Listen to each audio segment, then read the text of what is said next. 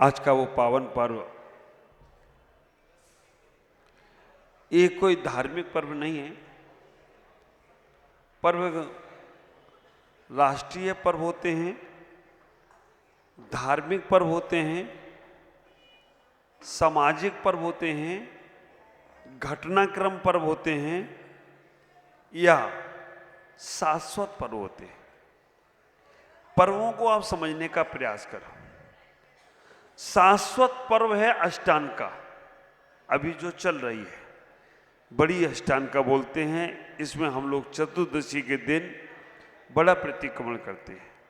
शाश्वत पर्व है पर्युषण पर्व, ये कभी समाप्त नहीं होते, अनादि काल से चलते आ रहे और अनादि काल तक चलते रहेंगे। ये शाश्वत पर्व है। राष्ट्रीय पर्व है 26 जनवरी, 15 अगस्त, 2 अक्टूबर, ये राष्ट्रीय पर्व है। ये राष्ट्र के नाम से ही चलते हैं, इसको हर कोई मनाता है, हर कोई मनाने का प्रयास करता है। घटनाक्रम पर्व है होली, दशहरा, दीपावली, रक्षाबंधन, ये कोई घटना से जुड़े हुए पर्व है, इनको घटनाक्रम पर्व कहते हैं।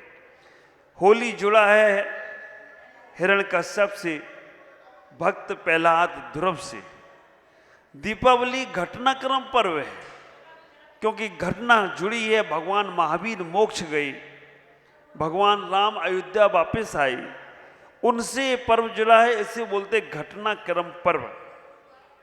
रक्षाबंधन पर्व घटनाक्रम पर्व है क्योंकि वो घटना से जुड़ा है। 700 मुनिराजों का उपसर्ग दूर हुआ तो वो घटना हुई, उसमें वो पर्व बन गया। दशहरा पर्व घटनाक्रम पर्व है। रावण का मृत्यु हुई, उस दिन हम दशहरा पर्व को मनाने लग गए। शाश्वत पर्व, राष्ट्रीय पर्व, घटनाक्रम पर्व, इस सारे पर्वों में हमें उत्साह और आनंद रहता है। धार्मिक पर्वों में पर्युषण और अष्टांग का पर्व, नवरात्रि के पर्व आदि आदि ये धार्मिक पर्व हैं। लोक व्यवहार के हिसाब से हम इस पर्वों को मनाने का प्रयास करते हैं। इतना ही विचार करना, इतना ही सोचने का प्रयास करो। कोई एक समझदार आदमी इन नासमझों को चुप करा के आ जाए तो बहुत अच्छी बात होगी। समझदार आदमी चला जाए, है ना। ना समझ आदमी, उनको इतना नहीं आ रहा है, महाराज को 20 मिनट बोलने को मिले हैं, हम चुप हो जाएं थोड़ा सा, कोई बात नहीं, हो गए ना। अब ये भी समझदार हो गए। कितनी जल्दी समझदार हुए। गुरु के पास गुरु की आज्ञा मान ले तो ना समझ हाल समझदार हो जाता, और नहीं माने तो भगवान की मरीची ने नहीं मानी तो हम क्या कर सकते। आप विचार करो, हम इस पर्वों को मनाने का प्रयास करते हैं। होली का पर्व एक घटना से जुड़ा हुआ पर्व है। पहले तो हम ये सोच लें कि होली का पर्व जैन धर्म में मनाया जाता है कि नहीं मनाया जाता है। हाँ, हम सब कहेंगे कि नहीं मनाया जाता है, लेकिन मैं कह रहा हूं होली का पर्व चैत के माह में आ रहा है। चैत, फागुन के बाद चैत आने वाला है ना। और ये आप विचार करके रखना, होली का पर्व चैत के महीने के पहले आ रहा है, इसलिए क्योंकि चैत के महीने में हमारे भगवान महावीर का जन्म होने वाला है, आदिनाथ का जन्म होने वाला है। उसके पहले ही हम खुशियां मना लें, इसलिए जैनी भी लोग खुशी मनाएं, रंग बिरंगा पूरा बनाएं, क्योंकि हमारे आदिनाथ जन्म लेने वाले हैं, हमारे भगवान जन्म लेने वाले हैं। और जब आदिनाथ हमारे तीर्थंकरों का जन्म होता है तो देवता रत्न बरसाते हैं। तुम लोग रंग बरसाओ तो कोई आश्चर्य की बात नहीं है। इतना ही विचार करके रखना, हम रंग बरसा रहे हैं, देवता रत्न बरसाते हैं, और ये हमारे मेघराज बादल से पानी बरसा रहे हो तो कोई आश्चर्य की बात नहीं है, क्योंकि सब खुशी मनाना चाहते हैं। खुशियों का पर्व है, यहां किसी को दुख नहीं है, क्योंकि जब रंग चढ़ता है ना तो खुशी ही खुशी होती है। ये पर्व वैसे देखा जाए तो हिंदुओं की मान्यता में है, हम लोग इसको मना रहे हैं तो लोग व्यवहार के हिसाब से मना रहे हैं। हिंदुओं में एक कथानक आता है, हिरण्यकश्यप एक राजा था, उसने शिव जी को प्रसन्न करके एक वरदान प्राप्त किया। वो अपने आप को भगवान समझता था, अहम ब्रह्मो अस्मि, मैं ही ब्रह्मा हूं। लेकिन ऐसे तो कोई ब्रह्मा हो नहीं सकता। हिरण्यकश्यप ने एक साधना की, भगवान को प्रसन्न करने के लिए, साधना करने के लिए वो जंगलों में तपस्या करता था, बहुत जगह तपस्या करता था। तपस्या करके उसने ब्रह्मा को प्रसन्न कर लिया और उनसे कहा कि मुझे अमरता का वरदान दे दो। भगवान ने कहा, अमर नहीं हो सकते हो, लेकिन तुम्हें मैं एक वरदान दूंगा जिससे तुम अमर जैसे ही हो जाओगे। क्या वरदान? भगवान को प्रसन्न किया, प्रसन्न करके एक वरदान मांग लिया। भगवान ने कहा, तुम्हें मैं ये वरदान दे सकता हूं, तुम्हें कोई इंसान नहीं मार सकता और ना कोई तुम्हें जानवर मार सकता है। तुम्हें इस धरती पे कोई नहीं मार सकता और उस आकाश में भी कोई नहीं मार सकता।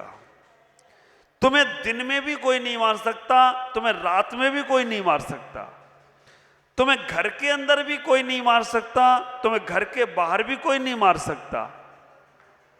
जैसे ही हिरण्यकश्यप ने सुना, ना मुझे कोई इंसान मार सकता है, ना कोई जानवर मार सकता है, ना मुझे घर के अंदर मार सकता है, ना मुझे घर के बाहर मार सकता है, ना मुझे दिन में मार सकता है, ना मुझे रात में मार सकता है, ना मुझे धरती पे कोई मारने वाला होगा, ना कोई आसमान में मारने वाला होगा।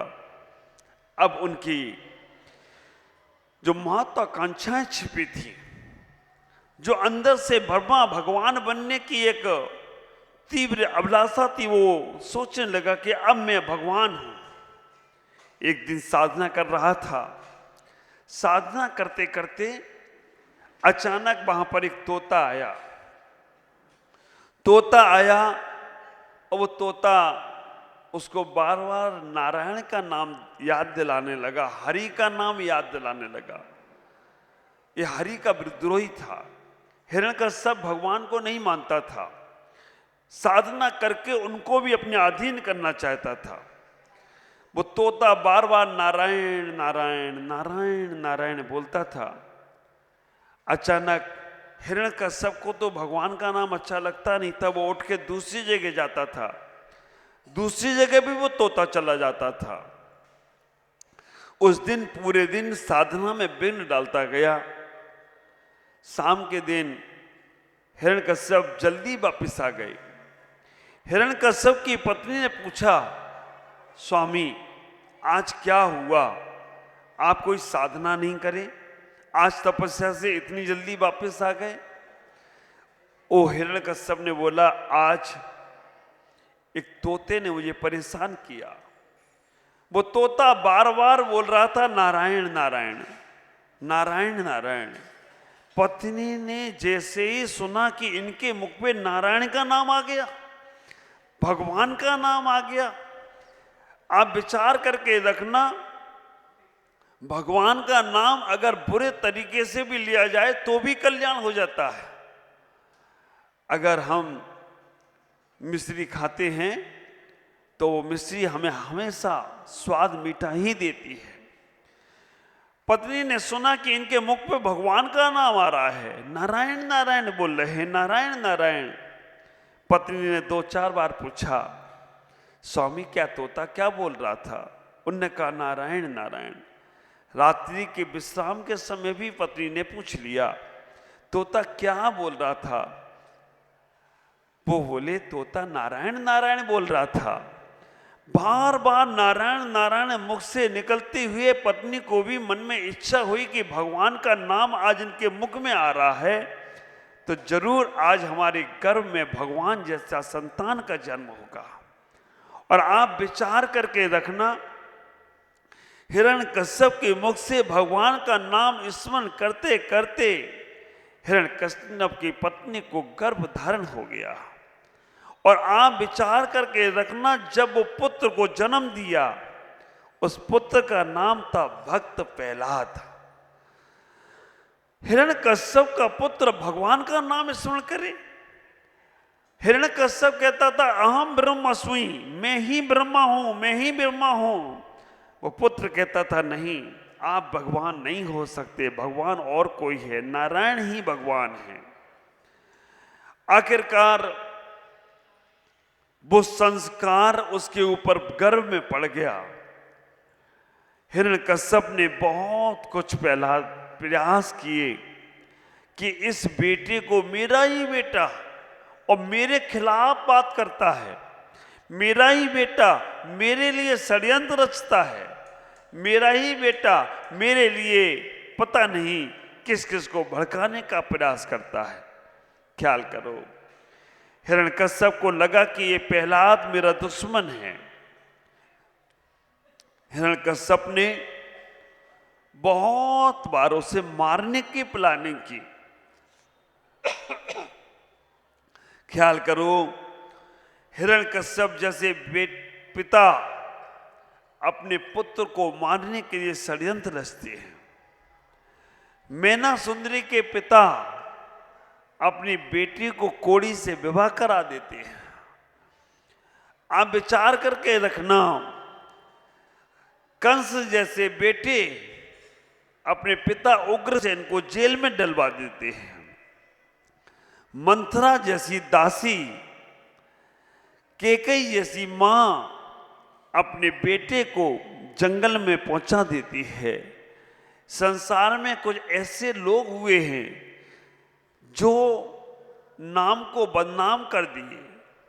शकुनी जैसे मामा, कोई नहीं रखना चाहता है। शकुनी नाम कोई रखता है अपने बच्चों का? बस शकुनी नाम सुन के ही लगता है ये मामा खराब था, है ना। मामा नाम को बदनाम कर दिया शकुनी ने, क्योंकि शकुनी तो शकुनी था। ख्याल करना, हिरण्यकश्यप ने अपनी बेटे के लिए षड्यंत्र रचना शुरू किया। कभी किसी से उसे मरवाने का प्रयास किया। लेकिन जिस पे भगवान की छत्र छाया होती है, जिस पे प्रभु और गुरु की कृपा होती है, जिसके ऊपर असीम आनंद की कृपा होती है, उसका कोई भी बाल बांका नहीं कर सकता। ख्याल करो, हिरण्यकश्यप को जब ये लगा कि ये मेरे लिए बहुत बड़ा शत्रु बनेगा, पूरे गांव में नारायण का कीर्तन करता था, पूरे गांव में हरि का भजन करता था, भक्त प्रहलाद खोजने के लिए चला था भगवान को। हर जगह भगवान, हर जगह भगवान, नारायण श्री कृष्ण का नाम और हरि का नाम लिया जा रहा है। हिरण्यकश्यप को लगा कि इसका अब अंत करना होगा। हिरण्यकश्यप की बहन, उसका नाम था होलिका, उसने भी कुछ साधनाएं कर एक ऐसा वस्त्र लिया था जिसको ओढ़कर अग्नि में बैठ जाओ तो जलेगी नहीं। हिरण्यकश्यप ने अपनी बहन होलिका को बुलाया और कहा, ये ध्रुव हमारा विरोध करता है, कहता है कि भगवान ये नहीं और कोई होगा, हर जगह हरि का नाम लेता है, इसका कैसे किया जाए। होलिका ने कहा कि भैया आप चिंता मत करो। होलिका ने कहा कि भैया आप चिंता नहीं करो, इसका तो इंतजाम मेरे पास है। एक बहुत बड़ा लकड़ी का ढेर बनाया और लकड़ी के ढेर पर होलिका वो चादर ओढ़कर भक्त प्रहलाद ध्रुव को गोदी में बैठकर उस अग्नि की चिता पर चढ़ गई। आप विचार करके रखना, जब वो होली की चिता पे चढ़ी, होली पे लकड़ियों के ढेर पे चढ़ी, होली के उस पिंड पे चढ़ी, होलिका नामी था, और जब उस अग्नि को प्रज्वलित किया उसने, लकड़ी जलने लगी, लकड़ी धू धू कर जलने लगी और लकड़ी जलने के साथ साथ क्या जल गया? आप विचार करके रखना, लकड़ी जलने के साथ साथ होलिका भी जलकर धू धू हो गई हो तो कोई आश्चर्य की बात नहीं है। और ध्रुव वहां से सही होकर वापिस ध्रुव उस होलिका की उस लकड़ी में से जलकर भी जला नहीं, वहां से सुरक्षित वापस आ गया हो। ख्याल करना, ये होली की कहानी हमारे ग्रंथों में लिखी है, हमारे हिंदू समाजों में, पुराणों में लिखी है, लेकिन इसके पीछे अभिप्राय क्या था और आज का ये कथानक कहना क्या चाहता है? आज का ये कथानक कहना चाहता है, आज बुराई की हार और अच्छाई की जीत अगर हुई हो तो कोई आश्चर्य की बात नहीं है। विचार करके रखना, होली का वो पर्व, आज का वो पर्व ऐसा पर्व है, एक की बुराइयों को जलाना है और अच्छाइयों को शाश्वत करना है। लेकिन हमारा तो अभी उद्देश्य क्या हो गया? जितनी ऊंची होली उतनी बड़ी होली। हाँ, अभी हमारे उद्देश्य होली के बदल गए। वहां पर भक्त प्रहलाद जब होली में वो वहां से होलिका से बच के आया तो लोगों ने उस राख, जो राख थी ना, होलिका को जलाकर सत्य की विजय थी, असत्य की हार थी, तब सभी लोगों ने उस ध्रुव को तिलक लगाया, विजय का तिलक लगाया। और विजय का तिलक लगाकर उसके तिलक से ही अपने को तिलक लगाया कि ऐसे ही हमारे सत्य की हमेशा जीत होती रहे, सत्य हमेशा आगे बढ़ता रहे। ख्याल करके रखना, सत्य परेशान तो होता है लेकिन सत्य कभी परास्त नहीं होता है। हाँ, पिक्चरों में देखते हो ना आप, पिक्चरों में देखते हो आप, हीरो और विलियन, वो खलनायक और नायक। हाँ, हीरो जो होता है ना, वो 2 घंटा 55 मिनट तक पिटता ही पिटता रहता है। 5 मिनट में क्या होता है? 5 मिनट में जब क्लाइमैक्स बोलते, क्लाइमैक्स 5 मिनट में वो विलियन की वो दुर्दशा करता है। हमें तो कई बार ये आश्चर्य लगता है, हीरो को 30, 32, 35 गोली लगे तो नहीं मरेगा, और विलेन को ऊपर से उठा के पटक दिया तो मर जाता है।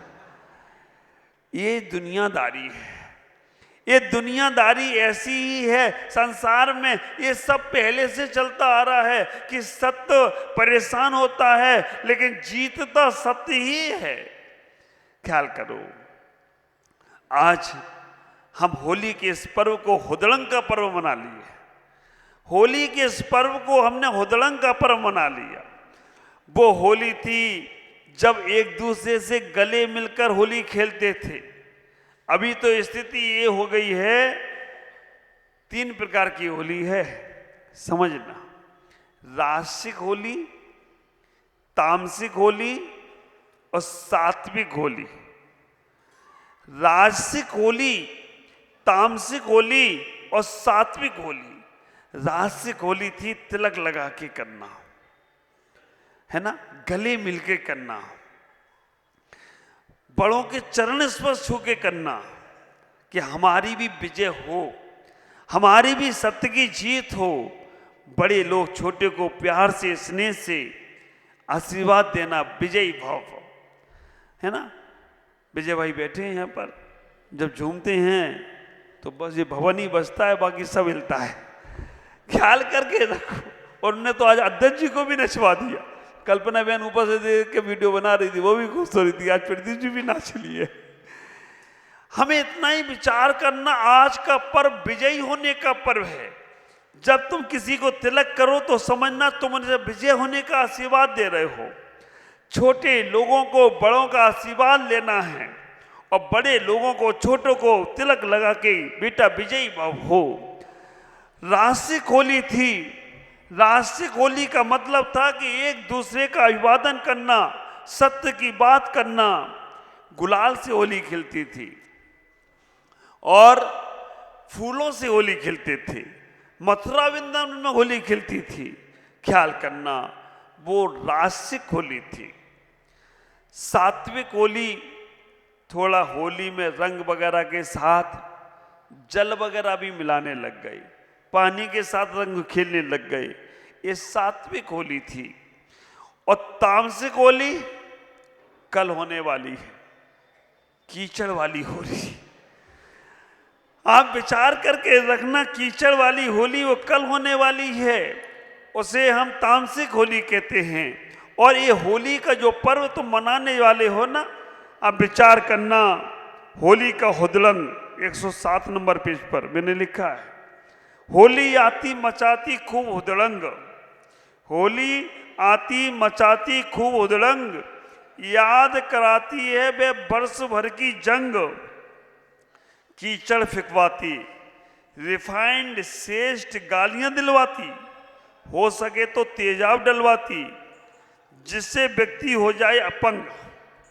होली का हुदड़ंग, जिससे व्यक्ति हो जाए अपंग और मिल जाए कोई खास अपना, वो देखता एक प्यारा सपना कि बरसों बाद यार मिला है, गले मिलेंगे, प्रेम से बात करेंगे। लेकिन होता है उल्टा, यार को देखते ही होती है नाली तैयार, यार को उठाकर करते उसमें सवार और कहते भैया, और कहते हैं बुरा ना मानो होली का ये त्योहार, और कहते भैया बुरा ना मानो होली का ये त्योहार।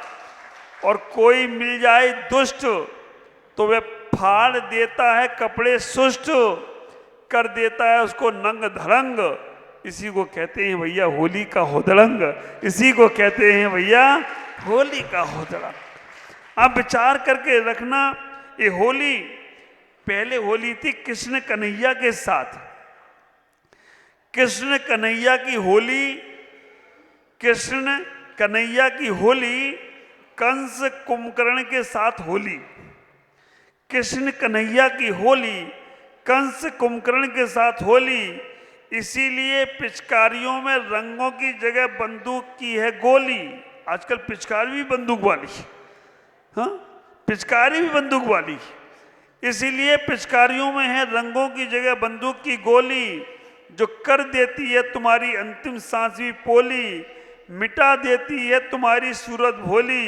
भैया ऐसी है वर्तमान की होली, भैया ऐसी है वर्तमान की होली। आप लोग सोचे विचार करें, सुनते होंगे अक्सर मुनिराज होली खेलें अकेले वन में।